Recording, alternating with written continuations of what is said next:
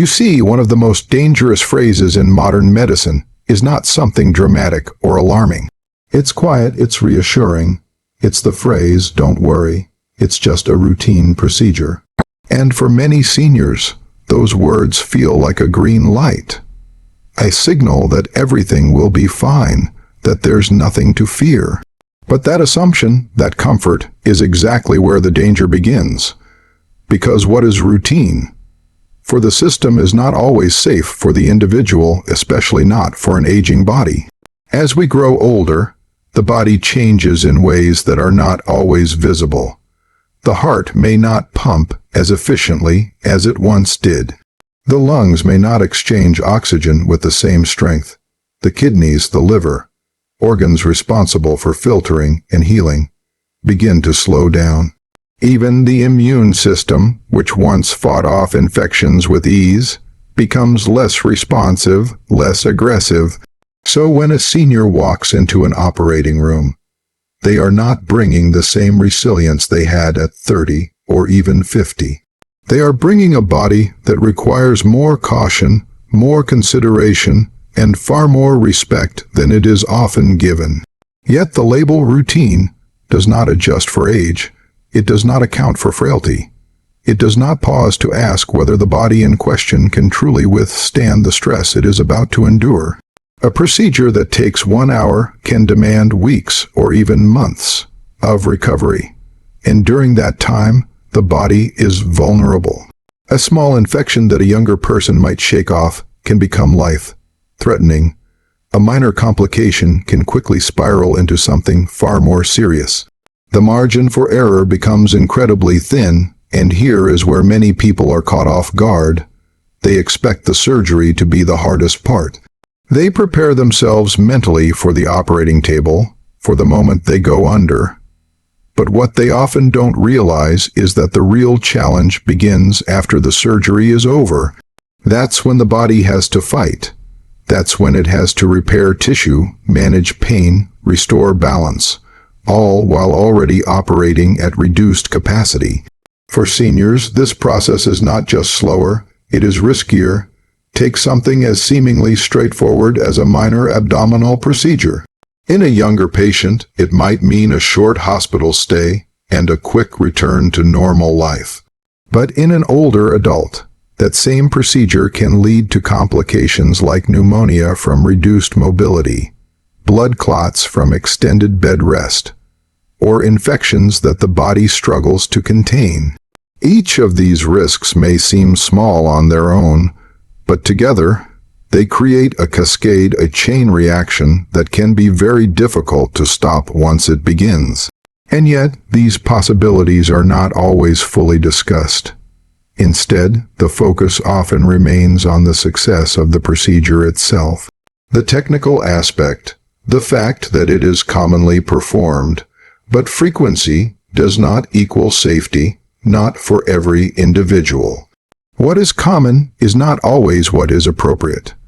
Another critical issue is that seniors often have multiple underlying conditions. High blood pressure, diabetes, heart disease, these are not rare. They are the norm, and each of these conditions adds another layer of complexity to any surgical decision. The body is not dealing with just one challenge, it is juggling several at once. So when a doctor says, "This is a routine surgery," what they may be referring to is the procedure from their perspective, their experience, their familiarity. But from the patient's perspective, from the body's perspective, there is nothing routine about it. It is a major event. It is a moment where the body is pushed to its limits, and it deserves to be treated with that level of seriousness. This is not about fear. It is about awareness. It is about asking better questions. Questions like, what are the real risks for someone my age? What happens if I choose not to do this? Are there safer alternatives? How will this affect my quality of life, not just immediately, but months down the line? Because sometimes, the greatest act of wisdom is not saying yes to every available treatment, but having the courage to pause, to evaluate, and to say no when the risks outweigh the benefits. Not every problem needs to be solved with a scalpel. Not every discomfort requires an operation, and not every routine procedure is as harmless as it sounds. Understand this clearly. What is routine for the system can be life-altering for you. Choose carefully. There is another part of surgery that many people rarely think about in depth, yet it carries a weight that can quietly change a life long after the operation is over. It's not the incision. It's not the stitches. It's not even the surgeon's skill. It is the moment when consciousness is taken away. The use of anesthesia. For many, anesthesia feels like a simple pause. You go to sleep, the doctors do their work, and you wake up as if no time has passed. That is the expectation. That is the comfort people hold on to. But for seniors, that pause is not always temporary in the way we assume. Sometimes the brain does not return to its previous state so easily. You must understand that the aging brain is far more sensitive than we often acknowledge. Over time, it becomes more delicate, more susceptible to disruption. The pathways that control memory, focus, and awareness are no longer as strong or as flexible as they once were. So, when anesthesia is introduced, chemicals designed to suppress brain activity, it does not always leave things exactly as it found them. In younger individuals, the brain typically rebounds quickly. There is resilience, a kind of neurological elasticity that allows it to recover. But in older adults, that recovery can be incomplete, delayed, or in some cases, permanently altered. And this is where the real concern begins. After surgery, some seniors wake up not just groggy, but deeply confused. They may struggle to recognize where they are. They may not remember why they are there. Familiar faces can suddenly feel unfamiliar. This condition, often dismissed as temporary disorientation, can last far longer than expected. Hours turn into days, days into weeks. For some, it never fully resolves. This is not just about forgetfulness. It can affect judgment, personality, and independence. A person who was once sharp, independent, and confident may begin to rely on others for even the simplest tasks. Conversations become harder to follow. Decisions become more difficult to make. And slowly, almost quietly, a piece of their identity begins to fade.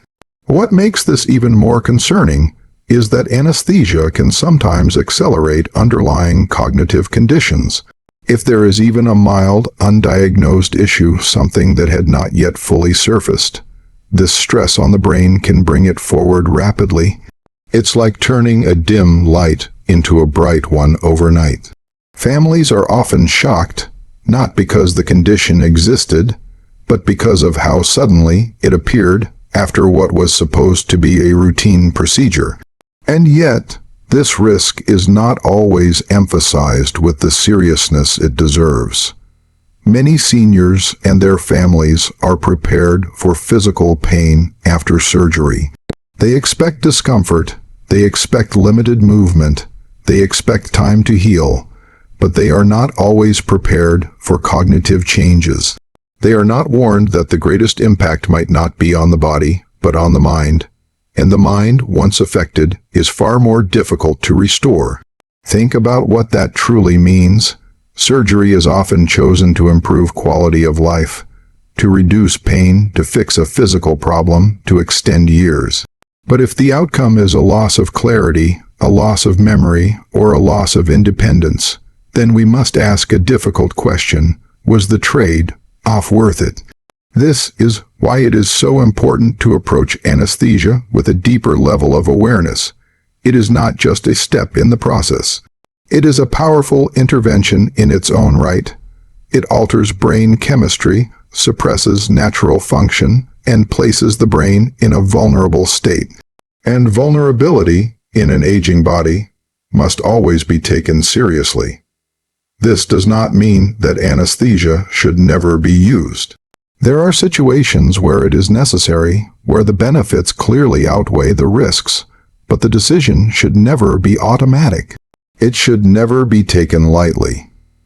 It should involve careful consideration, honest discussion, and a clear understanding of what is at stake. Ask the questions that matter. Are there alternatives with less cognitive impact? Can the procedure be done with a lighter form of sedation? What precautions can be taken to protect brain function before and after surgery? These are not unreasonable questions. They are essential ones because at the end of the day, preserving the mind is just as important, if not more important, than fixing the body. A life extended without clarity is not the same as a life fully lived. And when you weigh your options, when you stand at that decision point, remember this. Going to sleep is easy. Coming back the same is not guaranteed. Now, there is a moment in every surgical journey that people tend to underestimate.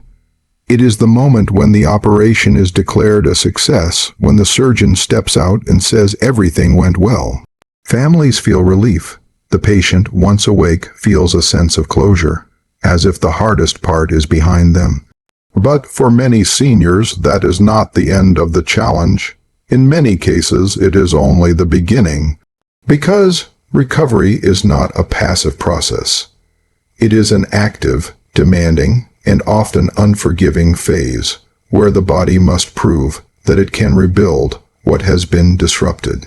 And for an aging body, that task is far more complex than most people realize. You see, when a younger person undergoes surgery, their body responds with speed and efficiency. Cells regenerate quickly, muscles regain strength, the immune system rises to the occasion, controlling inflammation and preventing infection. There is a rhythm to healing that flows naturally, but in seniors that rhythm slows down. It becomes uneven, and sometimes it struggles to find its way at all. After surgery, the body is in a fragile state. It is dealing with trauma, even if the procedure was considered minor. There is blood loss, there is stress, there is inflammation, and on top of that, there is pain. Pain that can limit movement, reduce appetite, and weaken overall resilience.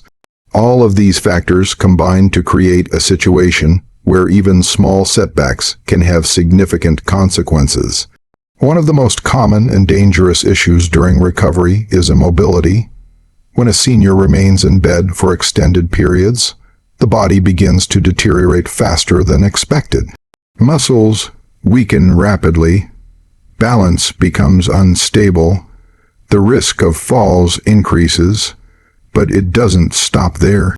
Prolonged immobility can lead to blood clots forming in the legs, clots that can travel to the lungs and become life-threatening.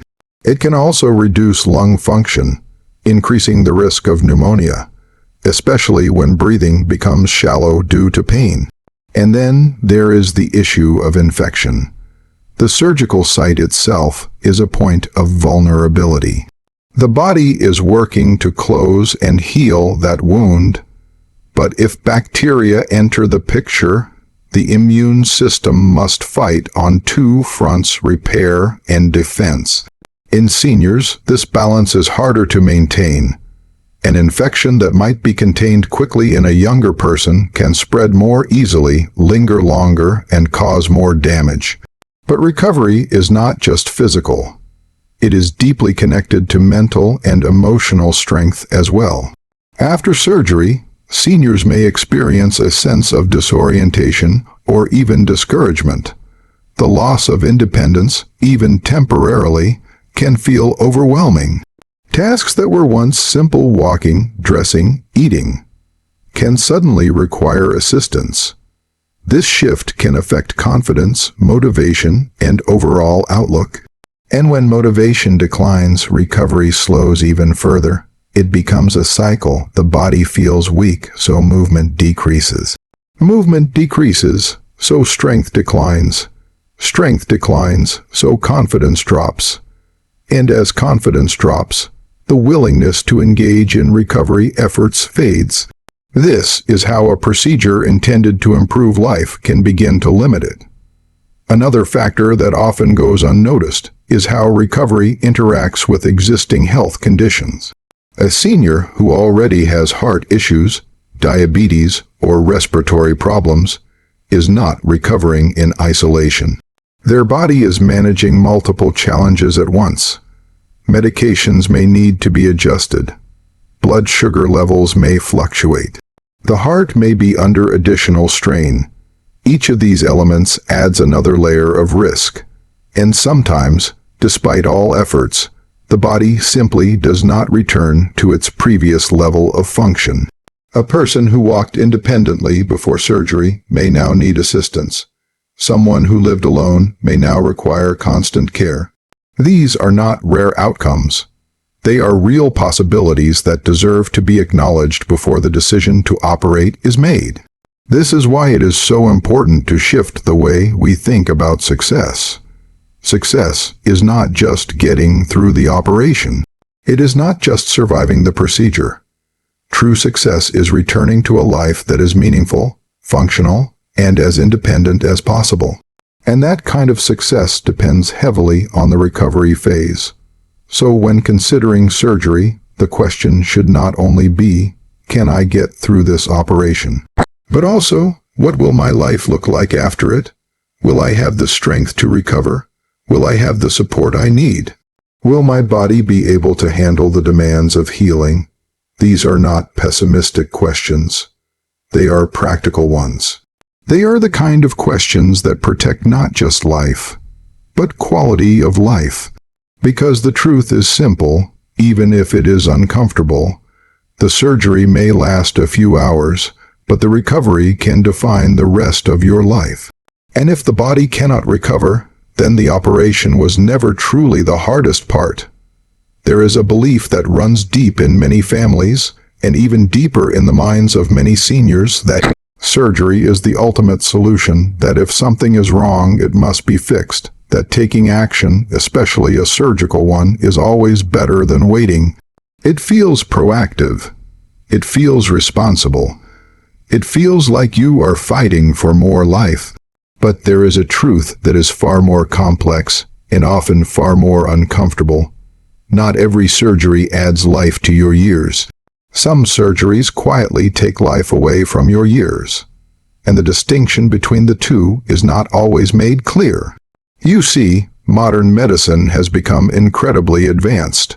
Procedures that were once impossible are now performed every day. Technology has improved, techniques have refined, and outcomes in many cases have gotten better. But advancement does not eliminate limitation. It does not change the fundamental reality of aging. And it certainly does not guarantee that every intervention will lead to a better life. For seniors, the goal is not just to live longer. The goal is to live well. And this is where many decisions go wrong. A surgery may be technically successful. The problem it was meant to address may be corrected. The scans may look better. The reports may show improvement. But the person, the human being behind those results may feel worse. They may move less, think less clearly, depend more heavily on others. The very essence of their daily life may shrink. What was gained medically may be lost practically. Imagine a situation where a procedure relieves a certain physical issue, but in the process, the recovery weakens the body so much that the person can no longer walk without assistance. Or where pain is reduced, but cognitive clarity is affected, making conversation, memory, and independence more difficult. These are not extreme scenarios. They are outcomes that happen more often than many expect. And yet, when decisions are being made, the focus is often placed on fixing the problem, not on preserving the person. There is also the question of time, not just how much time, but what kind of time. A surgery may extend life by a certain number of months or years. But if those months or years are filled with hospital visits, limited mobility, chronic discomfort, or reliance on constant care, then we must ask, what kind of extension is that? Is it truly a benefit, or is it a trade-off that was not fully understood? This is not about rejecting medical care. It is about redefining what success looks like. Success is being able to wake up and recognize your surroundings. It is being able to move with a sense of freedom, even if limited. It is being able to engage with loved ones, to hold conversations, to feel present in your own life. These are the things that give life its meaning, and any decision that puts these at risk must be examined with great care. One of the most important shifts a senior can make is moving from a mindset of fix everything to a mindset of protect what matters most. Because sometimes the body does not need to be pushed further. Sometimes it needs to be supported, managed, and respected. There are conditions where surgery offers clear, meaningful benefits. But there are also situations where the benefit is small, uncertain, or temporary, while the risks are significant and lasting. In those moments, saying yes to surgery is not always the strong choice. Sometimes the stronger, wiser choice is to step back and say no. That kind of decision requires clarity. It requires asking questions that go beyond the surface, not just, will this work? But what will this cost me in terms of my daily life? Not just, what are the chances of success? But what happens if things don't go as planned? Because when you are dealing with an aging body, there is less room for error. There is less capacity to recover from setbacks. Every decision carries more weight. And this is where honest conversations become essential. Conversations with doctors, with family, and most importantly, with yourself. What do you value most at this stage of life? Is it independence? Is it mental clarity? Is it comfort? Is it time spent with loved ones without the burden of constant medical intervention? The answers to these questions should guide your choices, not fear, not pressure, and not the assumption that more treatment always means better outcomes. There is a quiet strength in choosing quality over quantity, in choosing a life that feels full, even if it is not extended by every possible means. In recognizing that sometimes doing less medically can mean living more meaningfully, because at the end of the day, the goal is not just to survive.